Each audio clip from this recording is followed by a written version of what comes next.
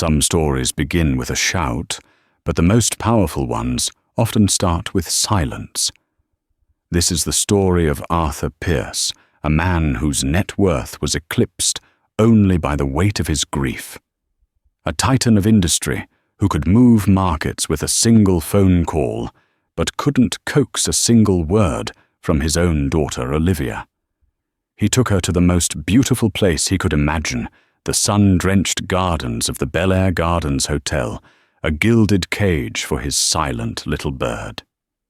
He never imagined that the key to unlocking her voice wouldn't be held by a world-renowned specialist, but by a hotel maid named Grace, whose hands, though calloused from work, held a wisdom that all his billions couldn't buy. What happened next in that garden would shatter a family's silence and expose a truth more devastating than any market crash. Arthur Pierce believed in solutions. Problems were simply complex equations, waiting for the right variable, and his variable of choice was almost always money.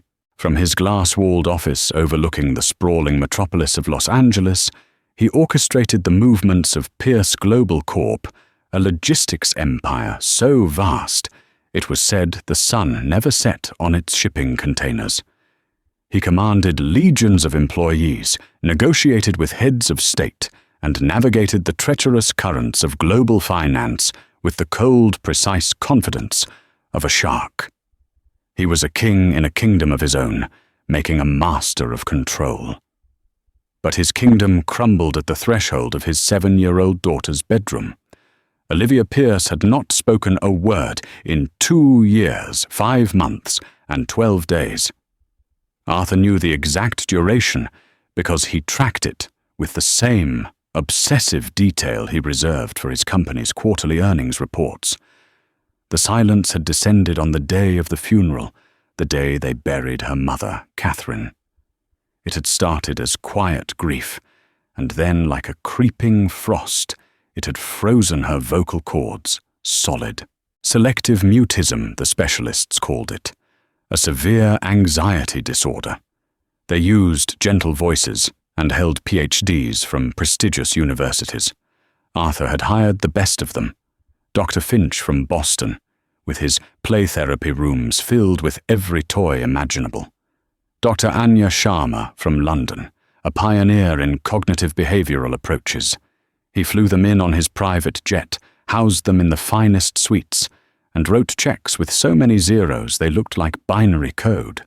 Each one had promised progress, and each one had failed.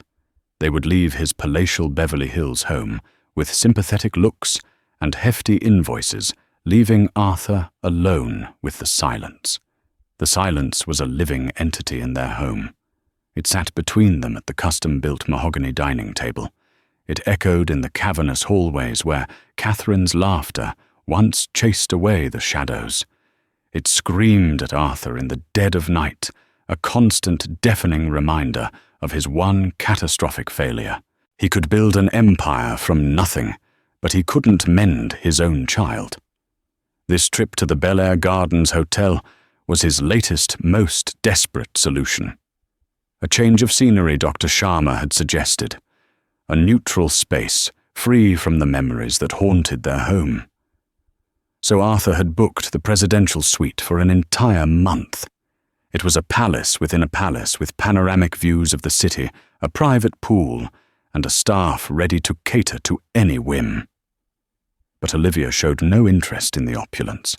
Her attention was captured by the hotel's legendary gardens, 12 acres of winding paths, hidden grottos and flowers so vibrant they seemed to hum with color. He watched her now from a wrought-iron bench, a tablet with live stock market data resting forgotten on his lap. Olivia sat on a patch of perfectly manicured grass, a large sketch pad propped on her knees. Her small fingers, smudged with charcoal, moved with a feverish intensity. This was her language. She drew entire worlds onto those pages, fantastical forests, soaring birds, and always a recurring motif of a woman with long flowing hair, her face always turned away or obscured by shadow. It was Catherine, always Catherine. Arthur's chest tightened. He looked so much like Catherine. She had the same chestnut hair that caught the afternoon sun, the same delicate frame, the same deep, thoughtful brown eyes. But Catherine's eyes had danced with life and laughter. Olivia's were old, filled with a sorrow no child should ever know. "Would you or the young lady care for some refreshments, Mr. Pierce?" a polite voice asked. Arthur looked up. A crisp-suited waiter stood nearby, a silver tray balanced perfectly in one hand. "Just an iced tea for me. Nothing for her." He didn't need to ask Olivia. She wouldn't answer. He had long ago fallen into the habit of speaking for her, a habit he hated. He watched the waiter retreat, and his gaze fell back on his daughter.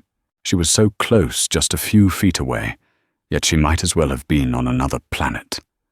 He wanted to scream at her, to shake her and yell, "Just say something. Anything, Daddy, please." But he knew it was useless. It was like shouting at a hurricane. The rage and frustration were his alone. She remained in the serene, silent eye of her own personal storm. As the California sun began its slow descent, painting the sky in hues of orange and purple, a different figure entered the periphery. Not a waiter in a starched uniform or a wealthy guest in designer clothes, but a woman in the simple, practical navy blue uniform of the hotel's housekeeping staff. She moved with a quiet efficiency, tending to the potted orchids that lined the flagstone path, her movements economical and graceful. She didn't seem to notice the billionaire and his silent daughter. She was just a woman doing her job in a world far removed from his. Arthur dismissed her from his thoughts instantly. She was part of the scenery, as inconsequential as the gardener trimming the hedges or the birds chirping in the jacaranda trees. He had no way of knowing that this woman, an invisible cog in the machinery of his luxurious escape, was the one variable he had never considered, and she was about to shatter his carefully constructed world. The woman's name was Grace Johnson. She was in her late 40s with kind eyes that had seen more of life than the manicured perfection of the Bel Air Gardens Hotel suggested.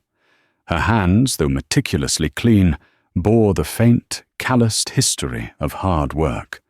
Originally from a small parish in Jamaica, she had a master's degree in child psychology from the University of the West Indies. She had run a small, successful practice for over a decade, specializing in children with developmental and emotional trauma. She had been a respected professional, a pillar in her community. But life, in its unpredictable way, had demanded a different path. Her own son, born with a rare heart defect, required a series of surgeries only available at a specialist hospital in Los Angeles. The medical bills were astronomical, far beyond what her practice could support.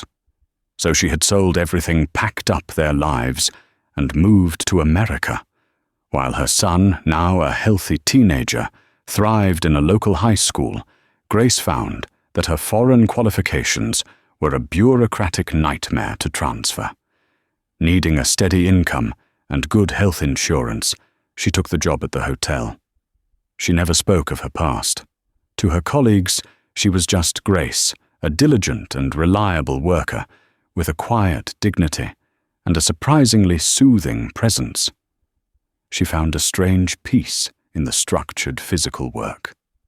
Tending to the rooms and the gardens was a world away from navigating the complex labyrinth of a child's traumatized mind, yet sometimes she saw parallels. You had to be patient. You had to notice the small things, a wilted leaf, a dusty corner, a child's downcast eyes. For 3 days, Grace had observed the pair in the garden. She saw what everyone else saw, the immensely wealthy, powerful man and his beautiful broken daughter. But Grace saw more. She saw the tension in Arthur Pierce's shoulders, a rigidity that even his tailored $1,000 suit couldn't hide. She saw the way his eyes darted from his tablet to his daughter, a flicker of hope, followed by a wave of frustration. He loved his daughter, that was clear, but it was the desperate, grasping love of a drowning man. And she saw Olivia. She didn't see a broken doll. She saw a sentinel, a little soldier guarding a secret too heavy for her to carry. She saw the intelligence in her eyes as she tracked a hummingbird's flight, the fierce concentration in her charcoal drawings. The child wasn't empty. She was full to bursting. Her silence wasn't a void. It was a dam holding back a flood. On the fourth day, Grace was tasked with replacing the soil in a large terracotta pot of birds of paradise, not far from where Olivia was sketching. Arthur was on his phone, his back to them, his voice a low, authoritative murmur as he finalized a deal on the other side of the world. He was present, yet completely absent. Grace worked quietly her trowel, making soft, rhythmic sounds as it turned the rich earth. She began to hum. It was an unconscious habit, a simple, sweet melody her grandmother used to sing to her back in Jamaica, a song about the moon and the sea. It was a low, gentle sound, not meant to be a performance, but a private comfort. She noticed a stillness. The frantic scratching of charcoal on paper had stopped. Glancing over, she saw Olivia looking at her. The girl's eyes weren't vacant. They were curious, her head tilted slightly. Grace didn't stop humming. She didn't smile a big, performative smile. She simply met the girl's gaze for a fleeting second, gave a tiny, almost imperceptible nod, and then turned her attention back to the soil. It was an acknowledgement. I see you. Not as a patient or a problem, but as another person sharing this quiet space. A few minutes later, a small shadow fell over her work. Olivia was standing beside her, clutching her sketchpad to her chest. She pointed a charcoal-stained finger at the vibrant, beak-like flower of the birds of paradise. Her expression was a silent question. Grace finally stopped humming. She wiped her earthy hands on her apron and spoke her voice as soft as her song. It's a beautiful one, isn't it? They call it a bird of paradise. See how it looks like a crane ready to take flight. Olivia said nothing. She simply stared first at the flower, then back at Grace. In my home, Grace continued her voice, retaining a hint of her melodic Caribbean accent. The old folks say these flowers carry messages on the wind, that they listen to the secrets of the garden. She didn't ask Olivia her name. She didn't ask why she didn't speak. She didn't say, "Cat got your tongue," or any of the other foolish things adults say. She just spoke to the flower and to the air and let the girl listen. Olivia's small fingers reached out, not to touch Grace, but to gently trace the edge of one of the flower's stiff orange petals. It was a gesture of immense trust, a silent communication that resonated with Grace far more than any spoken word. From the bench, the phone call now over Arthur Pierce watched this exchange. A knot of irritation formed in his stomach. Who was this woman to engage with his daughter? He paid a team of the world's foremost experts to do that. Yet he stayed silent, a strange curiosity warring with his instinct to control the situation. For the first time in a long time, someone was looking at his daughter without a clinical assessment in their eyes, and for the first time in a long time, Olivia seemed to be looking back. The next day, Arthur intentionally chose a different part of the garden, a secluded spot by a koi pond, far from the path where the housekeeping staff usually worked. He told himself it was for privacy, for quiet. In truth, he was unsettled by the previous day's encounter. The maid Grace had achieved in 5 minutes of humming what Dr. Finch hadn't managed in 5 months of therapy.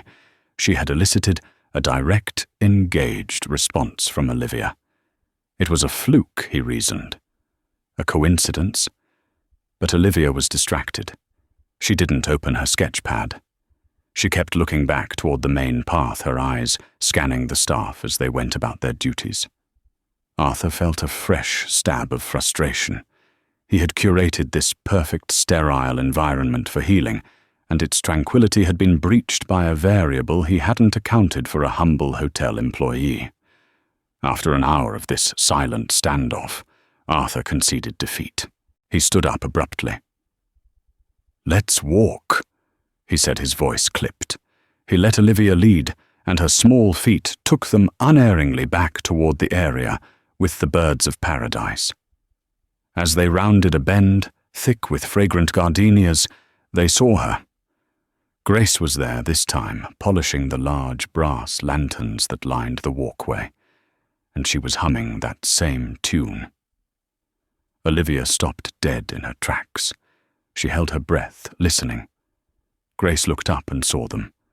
A polite professional smile touched her lips as she nodded at Arthur. "Good afternoon, Mr. Pierce." Then her eyes fell to Olivia, and her expression softened with genuine warmth. "Hello there, little artist." Arthur gave a curt nod, preparing to steer Olivia away. But his daughter didn't budge. She was staring at Grace, her gaze intense. Grace seemed to understand she couldn't ignore the child's silent plea. She finished polishing the lantern and straightened up, wiping her hands on her apron. "That song," she said, speaking to Olivia, as if they were old friends, continuing a conversation. "It's a lullaby from my island. My grandmother used to sing it to me when I was your age. It's about the fireflies that come out after the rain. She said each one was a little lantern carrying a wish up to the heavens. She didn't sing the words, she just spoke them.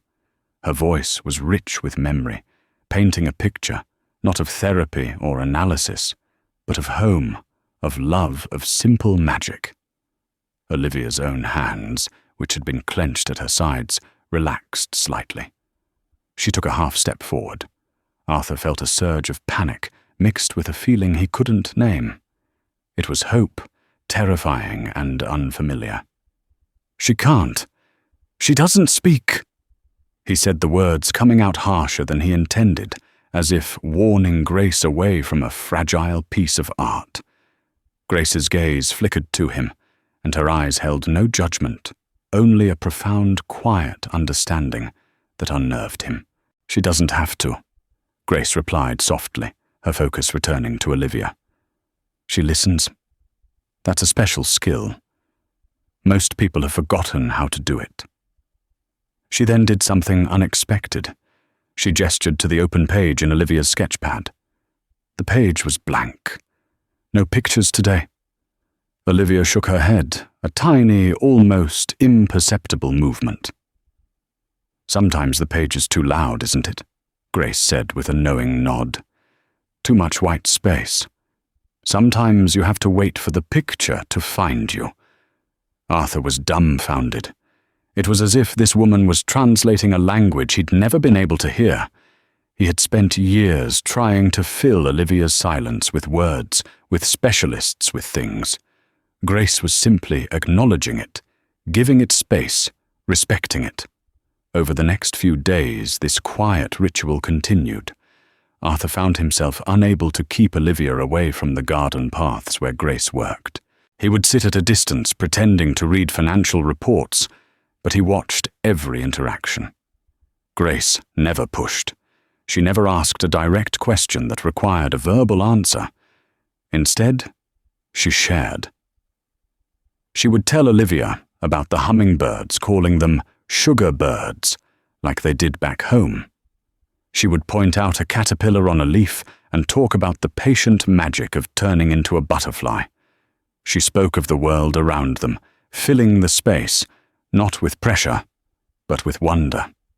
One afternoon, Grace brought a small, sweet-smelling flower, a sprig of jasmine, and tucked it behind Olivia's ear. Olivia, who usually flinched at physical contact from anyone but her father, allowed the gesture her eyes wide. That evening, back in the sterile luxury of the presidential suite, Arthur saw Olivia take the jasmine sprig and press it between the pages of a heavy art book. Later, as she slept, he opened her sketchpad. she had drawn for the first time in days. It wasn't of her mother. It was a drawing of a woman in a simple blue dress with kind eyes, her hands tending to a large, vibrant flower. And all around her, filling the page, were dozens of tiny glowing dots, fireflies. A cold dread washed over Arthur. This was more than a fluke. This woman was reaching his daughter in a way no one else had. It should have brought him joy, relief. Instead, it felt like a judgment on his methods, on his money, on his fatherhood. He was the CEO, the problem solver.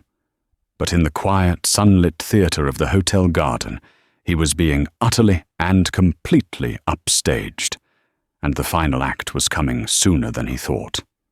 It was a Thursday, a week and a half into their stay. The air was warm and thick with the scent of blooming roses, a typically perfect Southern California afternoon. Arthur was feeling the familiar pull of his empire, a crisis in the Singapore shipping division demanding his attention. He was on a conference call pacing the edge of the great lawn, while Olivia sat on her usual patch of grass, sketching. Grace was nearby her task for the day, to deadhead the spent roses, her hands protected by thick gardening gloves. She moved with her usual unhurried grace, snipping and pruning her presents, a now familiar part of their afternoon tableau. She and Olivia had fallen into a comfortable pattern. They didn't need to speak. A shared glance, a small smile, it was a friendship conducted in the quiet spaces between heartbeats. As Grace worked her way down a row of blush pink roses, she hummed her lullaby. The melody drifted on the air, weaving through the sharp staccato business speak coming from Arthur's phone. He was distracted, barking orders about logistics and profit margins, his mind thousands of miles away. Suddenly, a small cry of pain cut through the air. It wasn't loud, but it was sharp. Arthur's head snapped up. Grace had recoiled from a rose bush, pulling off her glove. A particularly nasty thorn had pierced the thick leather and bitten deep into her finger. A small, perfect bead of crimson welled up on her skin. "Oh, bother," she murmured to herself, more annoyed than hurt. Olivia saw it happen. Her charcoal pencil dropped to the grass.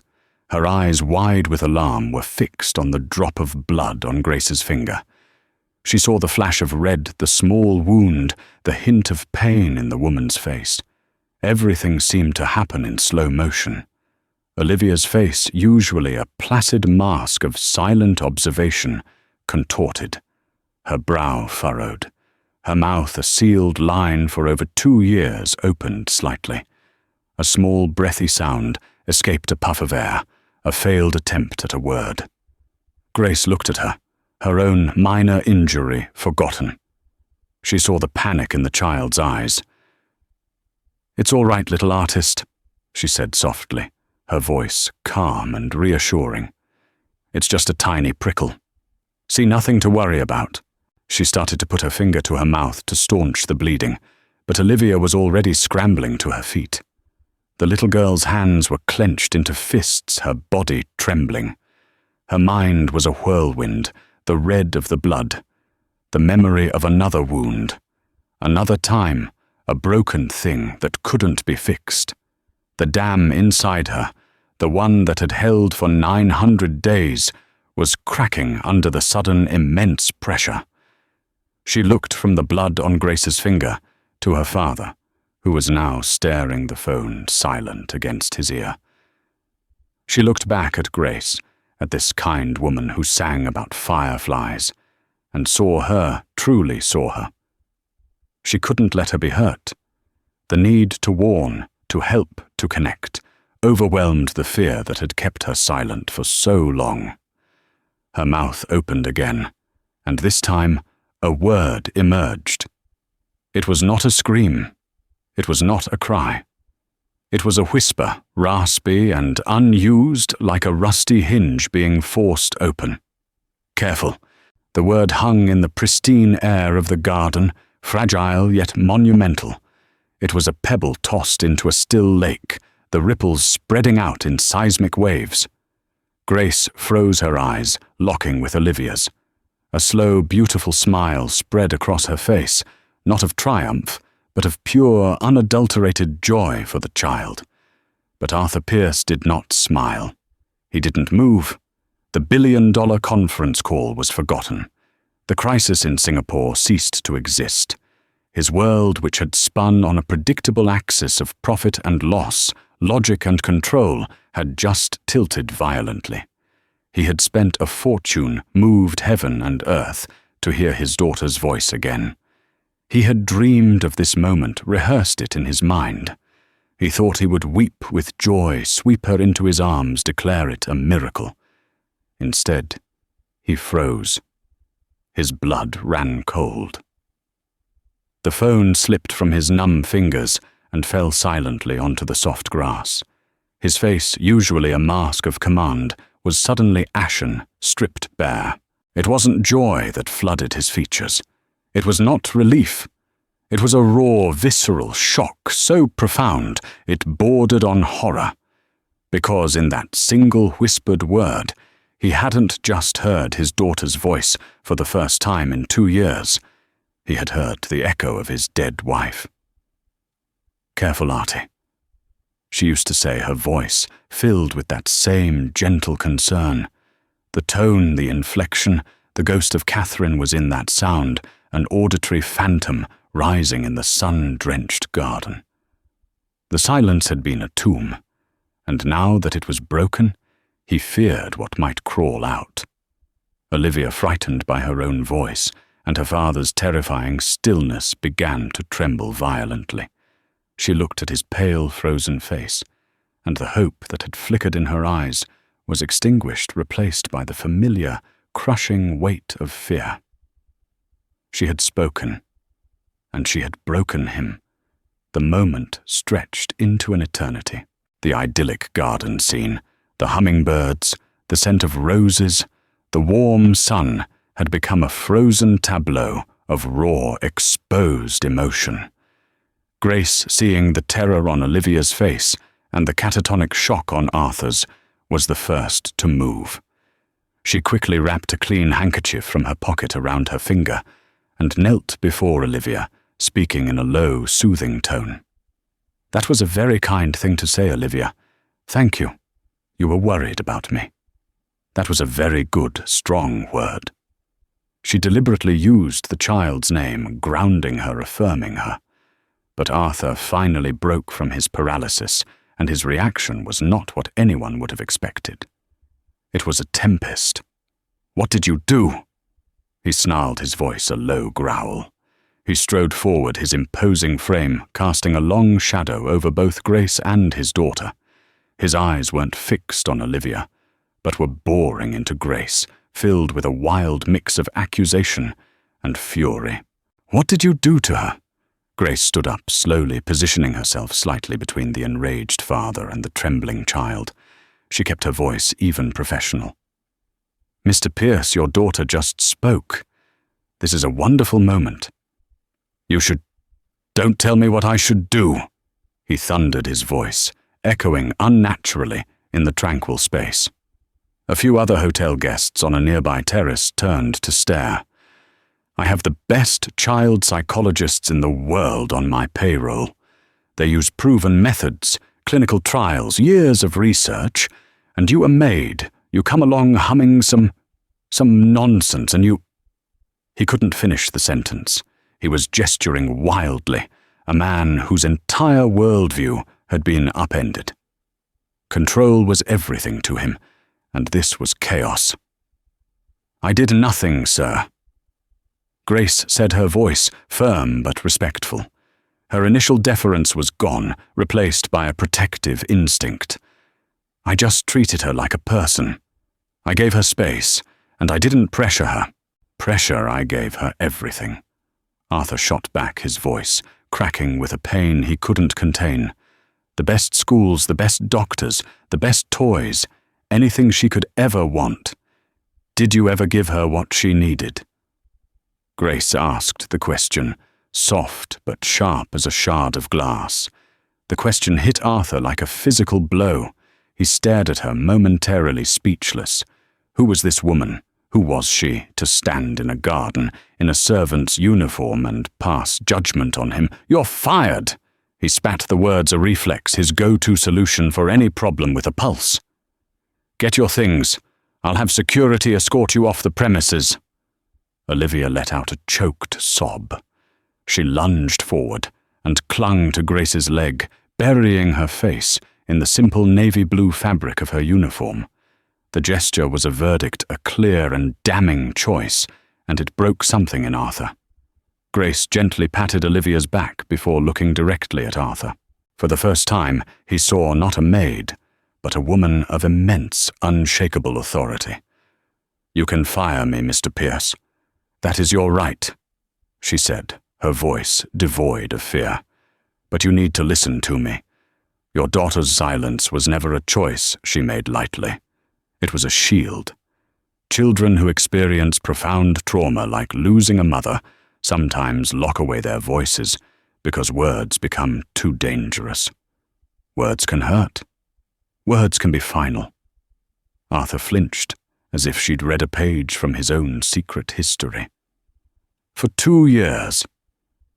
Grace continued her expertise, flowing out of her as naturally as breath. She has been holding something in. Something heavy. Today her empathy for me, a simple fear of me getting hurt, became stronger than her fear of speaking. It was an act of profound courage on her part. And your reaction just told her that she was right to be afraid, that her voice causes pain.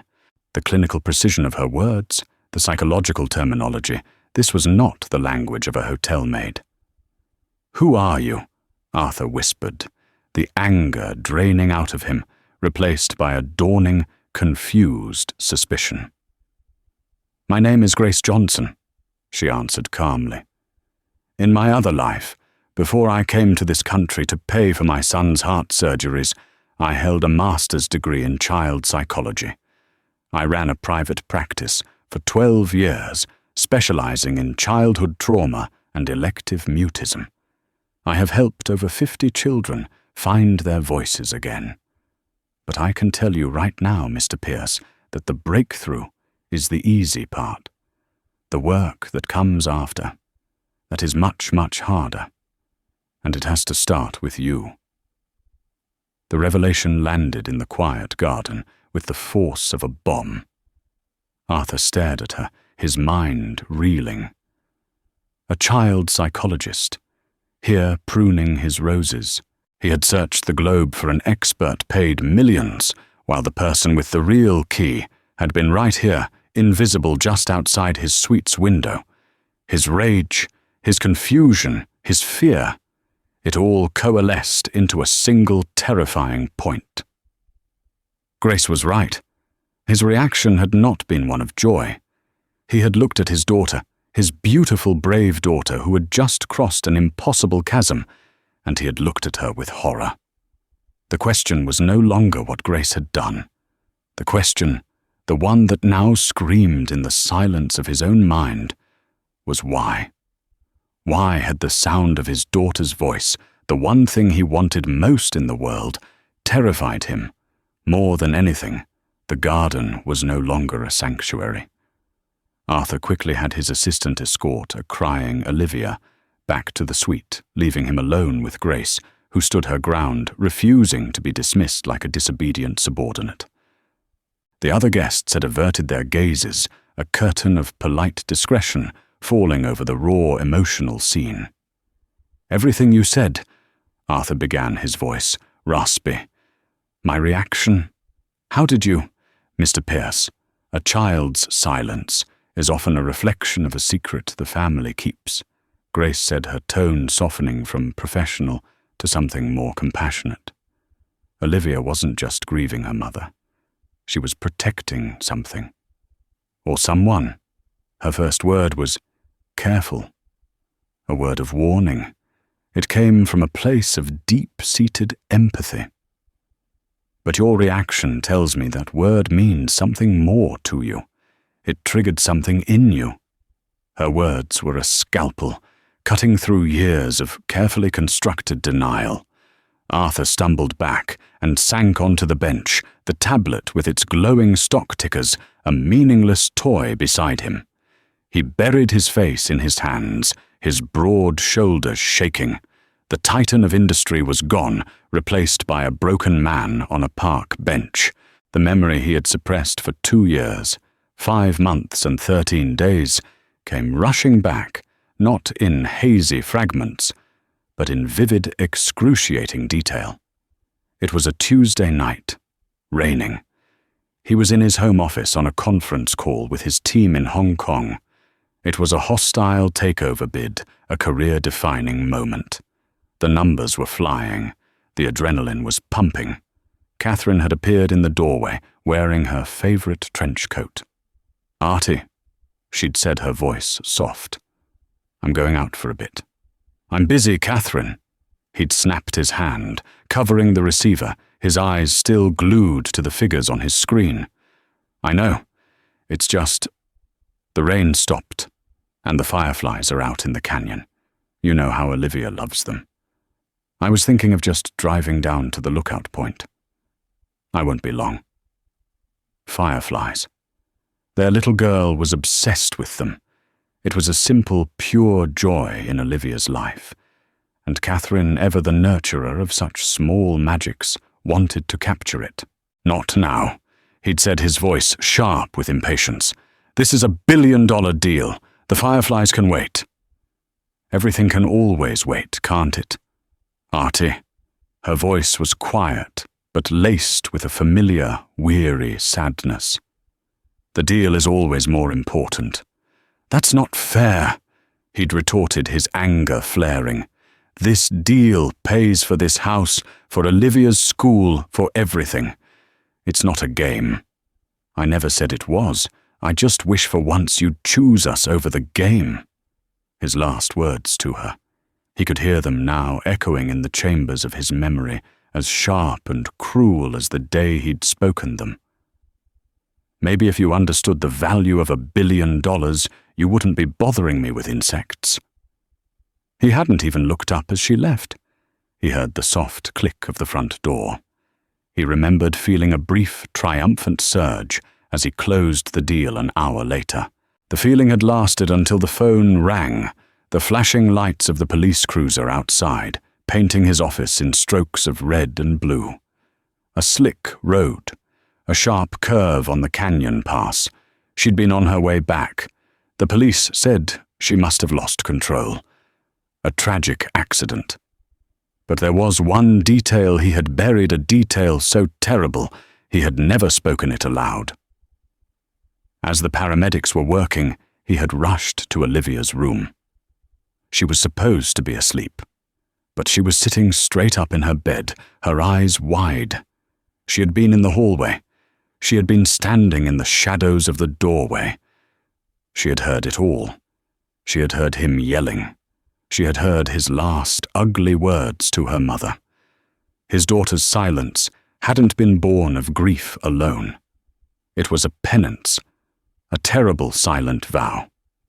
She had locked away her voice so she would never repeat the ugly, hurtful words her father had used. Words that had sent her mother out into the rain and the dark. Her silence wasn't a wall to keep the world out. It was a cage to keep those toxic words in. She was protecting him from the truth of what he had done. And the word careful, it was Catherine's word. It was what she would say when he was driving too fast, working too hard, losing his temper. In Olivia's mouth, it was both an echo of her mother's love and a chilling accusation. Arthur looked up at Grace, his face streaked with tears. The confession poured out of him, a torrent of guilt and self-loathing that he had held back for years. He told her everything: the fight, the fireflies, the final hateful words, the sight of Olivia in her bed, a silent witness to his failure as a husband and a father. "She blames me," he choked out the words, tearing at his throat. "And she's right. I killed her. My wife. I killed her." Grace sat down beside him on the bench. She didn't offer empty platitudes or easy forgiveness. She simply listened her presence, a rock in his raging sea of grief. When he was finished, the garden was quiet again, the only sound his own ragged breathing. "She doesn't blame you, Mr. Pierce," Grace said, her voice filled with a profound certainty. "She loves you. Her silence wasn't an accusation. It was a shield to protect you from a truth she thought would destroy you. She was carrying this burden for you. Can you imagine that kind of love? A 7-year-old child carrying the weight of all that, all to protect her daddy. The thought was a physical agony, more painful than any business loss. His little girl, his quiet, fragile Olivia, had been standing guard over his dark secret all this time, sacrificing her own voice to preserve his sanity. "What do I do?" he whispered, his voice, that of a lost child. The billionaire was gone. The master of the universe was gone. All that was left was a father who had failed in the most fundamental way imaginable. "You stop trying to find a solution," Grace said gently, "and you start telling the truth. Not to me, to her. Go to your daughter. And for the first time in a long time, don't talk to her like a problem to be solved. Talk to her like the little girl who loves you more than words themselves." Arthur walked through the hushed, art-lined corridors of the Bel Air Gardens Hotel, as if moving through water. The plush, patterned carpet that had once felt like a symbol of his status, a pathway to his temporary throne in the presidential suite, now seemed to muffle the entire world. Each step was a deliberate, heavy act of will. He saw his reflection in the polished brass of an elevator door, not the commanding figure of Arthur Pierce, CEO, but a hollowed-out stranger with haunted eyes and a face etched with the kind of grief that money could not touch. The silence he had once raged against in his daughter now resided inside him, a vast chamber of regret. He used his keycard and the door to the suite opened with a soft, expensive click. The scene inside was one of quiet, agonizing tension. His assistant Peterson, a capable young man accustomed to navigating corporate crises, stood helplessly by the minibar, wringing his hands. On the vast cream-colored sofa, Olivia was a tiny, curled-up ball, her back to the room. She was staring out the panoramic window at the sprawling city below, as dusk began to bleed purple and orange across the sky. She wasn't sketching. Her pad and charcoals lay abandoned on the cushion beside her, a language she had given up on. "You can go for the day, Peterson," Arthur said. His voice was unnaturally low, stripped of its usual authority. "I'll handle everything from here. Cancel my calls for the rest of the week." Peterson looked from Arthur's ravaged face to the small, still figure on the sofa. He nodded, a million unasked questions in his eyes. "Yes, sir. Of course, Mr. Pierce." He gathered his briefcase and left the click of the closing door sealing the father and daughter in their silent world. For a long moment, Arthur just stood there, paralyzed by the chasm between them. It was only 20 feet of empty space, but it might as well have been the Grand Canyon. All his life, he had approached problems from a position of power, from a higher floor, a bigger chair. He knew with a sudden gut-wrenching certainty that this was the one problem he could only solve from his knees. He walked slowly, deliberately, not toward the sofa, but to the space in front of it. He unfastened the buttons on his suit jacket, slid it off, and let it fall to the floor in a heap of useless, expensive wool. Then the billionaire who commanded a global empire, who had never bowed to anyone, lowered himself to the floor. He sat on the thick rug, his legs crossed, so that he was looking up at his daughter. He was not a figure of power. He was a supplicant. Livy, he began, the old pet name feeling foreign and sacred on his tongue. Her small shoulders tensed, but she didn't turn. She kept her gaze fixed on the lights beginning to dot the darkening landscape outside. "What you saw today. My face when you spoke," he said, his voice cracking. "That was not about you. That was about me. All my fear, all my shame. It had nothing to do with you. Hearing your voice was the greatest gift I have ever received, and I was too much of a coward to accept it properly." He waited, letting the words hang in the air. He had to do this right. No shortcuts, no solutions, just the truth. "I am so sorry," he continued, the words tearing from a place deep inside him. "For everything. I'm sorry for that night. I'm sorry for the words I said to your mummy. They were ugly and they were a lie. I was angry about work, and I let it poison everything. There has never been a deal, never been a number on a screen that was more important than her, more important than you." Tears began to trace paths down his cheeks, hot and shameful. "She just wanted to see the fireflies with you, Livy. That was her magic. She found magic in the little things. And I was too busy, too blind to see it. I've been so quiet about my own sadness, so you felt you had to be quiet about yours. You were protecting me." He saw her profile in the reflection of the glass. A single tear escaped her eye and rolled down her cheek. "You don't have to protect me anymore," he whispered, his voice raw. "It was never your job. It was my job to protect you, and I failed you. You can let the silence go now.